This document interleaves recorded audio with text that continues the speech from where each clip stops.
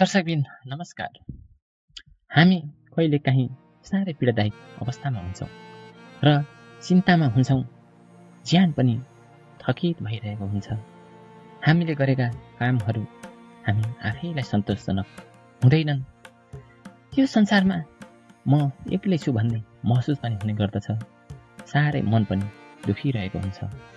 मनमा नै भने अनेकौं सोचहरू पनि आइरहेका हुन्छन् र कहिलेकाहीँ हामी सोच्ने गर्दछौँ, अब म बाँच्नुको कुनै अर्थ छैन र म अब आत्महत्या गरेर मर्नु पर्दछ। तर यो भने जीवनको स्थायी समाधानको उपाय चाहिँ अवश्य होइन। आत्महत्या भनेको त्यो त स्थायी समाधान हो। अझै हामीबाट धेरै सम्भावनाहरू बाँकी नै हुन सक्छन्।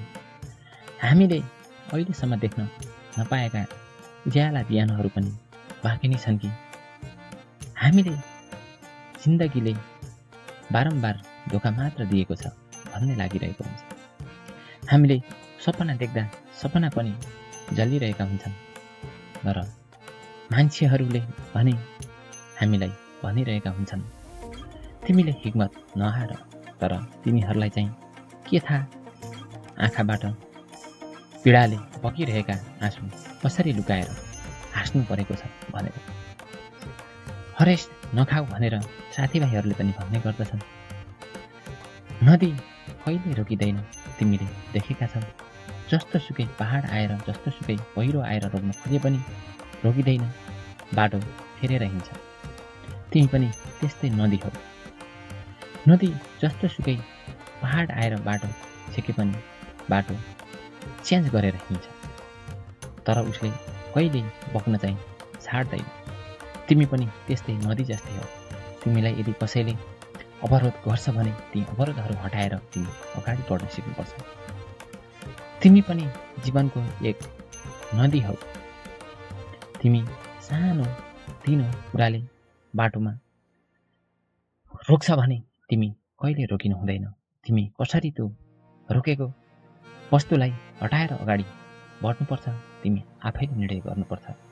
कुनै तिमीबाट एउटा काम असफल त हुन्छ, तर एउटा काम असफल हुँदैमा आत्महत्याको बाटो रोजेर आफ्नो जीवन नै त्याग्नु यो तिम्रो लागि गलत निर्णय हुनेछ। एक समयको कुरा हो, एउटा पुरानो पर्खाल थियो। त्यस पर्खालको छेउ नजिक भने एउटा सानो फुल फुलिरहेको थियो। तर त्यति सानो कसैले नदेख्ने फुलमा भने एउटा बुढी आमाले बडो मिहिनेतका साथ पानी हालिदिरहेकी थिए। तर त्यही बाटो हुँदै भने एकजना युवा आत्महत्या गर्न जान्छु भनेर हिँडिरहेको थियो। तर त्यो आमाले त्यो फुलमा चाहिँ पानी हालिरहेको देखेर त्यो युवाले चाहिँ ती आमालाई सोध्छ, आमा, यो त कसैले देख्दैन, यति सानो फुल छ, तर पनि तपाईँ यसमा चाहिँ बडो मिहिनेत गरेर पानी हालिरहनु भएको छ, किन होला? तर ती आमाले चाहिँ भन्ने गर्थिन्, बाबु, या कसैले देखोस् या नदेखोस्, यो म सधैँ मिहिनेत गरिरहन्छु। किनभने एक दिन म जीवनदेखि हार खाएर आत्महत्या गरिदिनुपर्छ भन्ने सोच बनाएर यहीबाट जाँदै थिएँ। मैले यही सानो फुल्न लागेको फुललाई देखेँ। उसले बडो मिहिनेतका साथ बाँच्ने कोसिस गरिरहेको थियो र मलाई मनमा नै लाग्यो, यति सानो फुलले त बाँच्ने कोसिस गरेर हिँडिरहेको छ भने म चाहिँ जसरी पनि बाँच्नुपर्छ, मैले आत्महत्या गर्नुहुन्न भनेर यही फुल हेरेर फर्केको थिएँ बाबु, र मलाई यही फुलले बाँध्नुपर्छ भन्ने सोच बनाइदिएको थियो। यहाँ आमाको कुरा सुनेपछि भने आत्महत्या गर्न भनेर जाँदै गरेको त्यो मान्छे फर्केर आफ्नो घरको बाटो लाग्छ। उसले चाहिँ आत्महत्या गर्न जानु हुँदैन भनेर घरतिर फर्किन्छ। त्यसैले जीवनमा अप्ठ्यारा मोडहरू त हामीलाई आइरहन्छन् र त्यति बेला हामीले सोच्नुपर्छ, मलाई कसैले हेर्छ कि या हेर्दै भन्ने होइन, म जसरी पनि बाँच्नुपर्छ भनेर बाँच्ने कोसिस गर्नुपर्छ र अप्ठ्यारो मोड पार गर्नै पर्छ। यही भनेर अगाडि बढ्ने कोसिस सधैँ गरिरहनुपर्छ। किनभने जीवनको मूल्य अरूको नजरमा होइन, हाम्रो आफ्नै आत्मामा हुन्छ।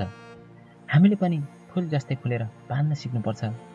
चाहे हिमालमा किन नहोस्, चाहे तराईमा किन नहोस्, चाहे ठुलो घना जङ्गलमा किन नहोस्, चाहे खुल्लामा किन नहोस् र चाहे कसैको बगैँचामा किन नहोस्, हामी पनि फुल जस्तै बाँध्न सिक्नुपर्छ। फुल जस्तै सधैँ फुलिरहनुपर्छ, या त कुनै जङ्गलमा या त कुनै बगैँचामा। दर्शकहरू, तपाईँहरूलाई यो भिडियो कस्तो लाग्यो? अन्तिमसम्म भिडियो हेरेर साथ दिनुभएकोमा धन्यवाद। फेरि पनि यस्तै भिडियो लिएर उपस्थित हुनेछु। हाम्रो च्यानल हेर्दै गर्नुहोला।